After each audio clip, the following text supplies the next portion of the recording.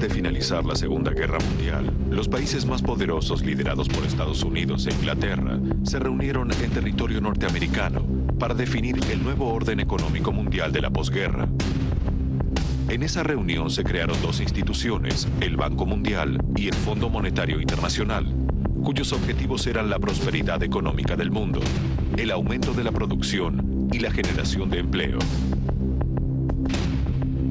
50 años más tarde, la mayoría de los países latinoamericanos que aplicaron las políticas del FMI atraviesan intensas crisis económicas y sociales y deben soportar la injerencia del organismo internacional que los presiona para que paguen sus deudas. ¿Por qué las naciones de América Latina tan ricas en recursos han llegado a esta situación? ¿Acaso solo han sido víctimas de administradores corruptos y gobiernos ineficientes?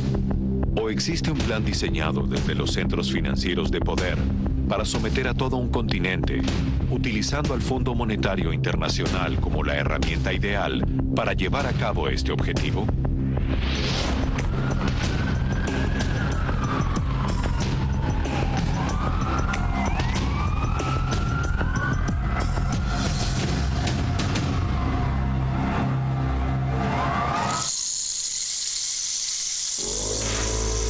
México es una de las principales economías de Latinoamérica.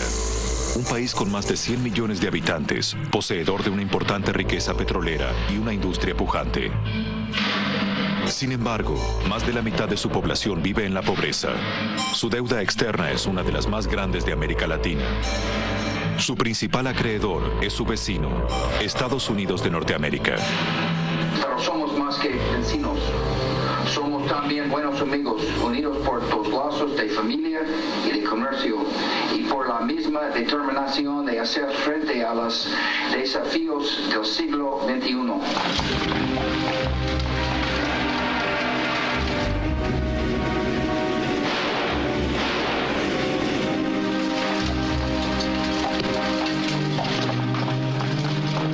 La historia de México está marcada por revoluciones, héroes populares y una feroz resistencia a los intentos de dominación extranjera. La Revolución Mexicana de 1910, liderada por Francisco Madero, Pancho Villa y Emiliano Zapata, entre otros, derrotó a la élite terrateniente gobernante y tiempo después instaló un gobierno popular que incluyó dentro de sus prioridades combatir el hambre y la miseria. Entre las medidas adoptadas, se decidió suspender el pago de la deuda externa, que ya por ese entonces poseía la nación. Tiempo más tarde, en 1929, las distintas corrientes revolucionarias dieron nacimiento al PRI, Partido Revolucionario Institucional, que iba a gobernar la nación por 7 décadas. Mientras tanto, México continuaba sin pagar su deuda. México se va a quedar sin pagar su deuda ni sus reclamaciones desde 1914 hasta principios de los años 40. Esa sí que es moratoria, ¿eh?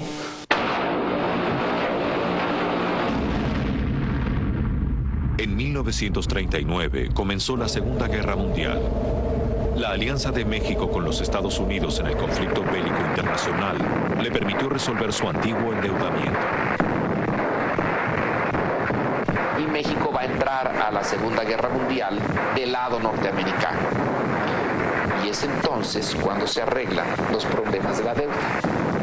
La guerra es una coyuntura perfecta. Mejor no nos hubiera podido ir. Y políticamente, bueno, se forja por primera vez en nuestra historia una alianza formal con Estados Unidos. Así que ese es el momento adecuado. Hablaban ustedes de deuda externa, ¿qué tal si la arreglamos ahora?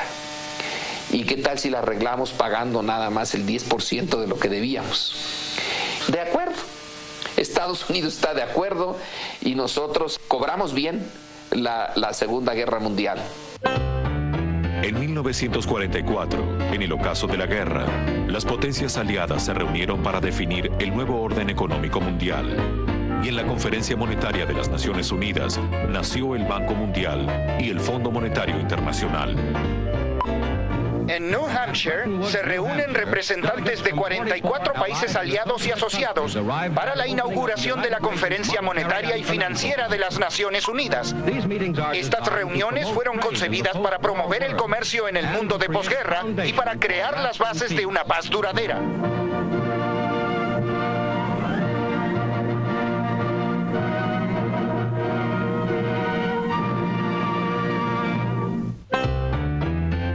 El Fondo Monetario Internacional nació con el objetivo de estabilizar la economía mundial, aumentar la producción global e incrementar el comercio internacional, generando así nuevos empleos. Además, la institución se comprometía a supervisar el nivel de endeudamiento de las naciones asociadas.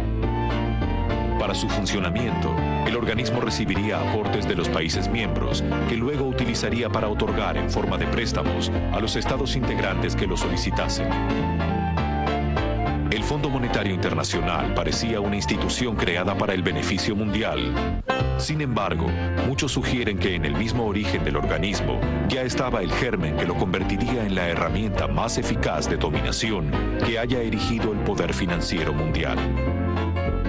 El proyecto del país que instrumenta el Estado mexicano desde hace 20 años es un proyecto de país diseñado por el Fondo Monetario. Y claro, con el apoyo del Departamento del Tesoro de Estados Unidos. Ese sistema, Fondo Monetario, Banco Mundial, Departamento del Tesoro de Estados Unidos, depreda a los países pobres, a los países del tercer mundo, los países en vías de desarrollo. Sin embargo, a mediados de los años 40, el Fondo Monetario Internacional parecía un emprendimiento que demostraba la buena voluntad entre las naciones. Y México se convirtió en uno de los primeros países latinoamericanos en ingresar al organismo internacional. Con una deuda externa pequeña y condiciones internacionales favorables, México inició un importante proceso de industrialización que alcanzaría un ritmo febril en los años siguientes. Se crece al 3% en los años 50 y 60. La urbanización es enorme. El Distrito Federal, la Ciudad de México, se convierte en una megalópolis. Y México su gobierno recurre poco a los préstamos. En 1970 va a haber apenas una deuda externa de 7,000 millones de dólares. Para términos del Producto Interno Bruto mexicano es pequeñísima. Pero a partir de ese momento van a empezar los problemas. El gobierno se va a endeudar. La economía gira alrededor del gobierno. Tiene que hacer enormes gastos en seguridad social, en infraestructura, y el que marca el compás es el gasto público. Por ese entonces, los préstamos eran muy accesibles.